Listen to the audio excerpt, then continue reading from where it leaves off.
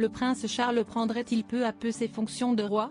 Tandis qu'il se murmure depuis plusieurs semaines que Elisabeth II serait prête à passer la main à son fils aîné d'ici 2021, CST avec stupéfaction que les Britanniques ont assisté à une cérémonie du 11 novembre pour la première fois entièrement dirigée par le prince de Galles et son épouse Camilla Parker Bowles.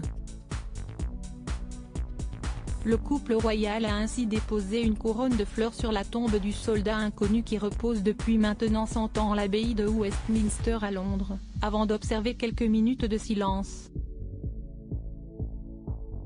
Une cérémonie très symbolique, à laquelle Elisabeth II n'a pas pu assister, sur ordre de ses médecins. En effet, comme le rapporte la journaliste Cathy Nicholl pour Vanity Fair, les équipes médicales de la reine lui ont déconseillé d'assister aux célébrations de l'armistice, par mesure de précaution. Il faut dire que depuis le début de la pandémie de Covid-19, les médecins d'Elisabeth II sont plus vigilants que jamais et s'appliquent à ce qu'elle soit le moins exposée possible au virus.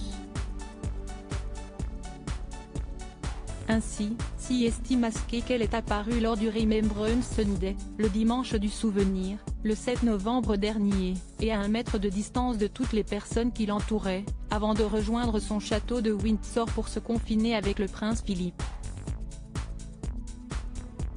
Elisabeth II et le prince Philippe réunis pour leur anniversaire de mariage. En effet, c'est une nouvelle fois loin de Londres et de Buckingham Palace que la reine a décidé de se confiner, en faisant notamment en sorte que son mari puisse la rejoindre, lui qui depuis son retrait de la vie royale habite à Sandringham. L'occasion pour le couple royal de célébrer leur anniversaire de mariage le 20 novembre prochain, tandis que Elisabeth II, si elle apparaît beaucoup moins en public depuis le début de l'épidémie, voit ce temps confiné comme une façon de profiter de la présence de son mari.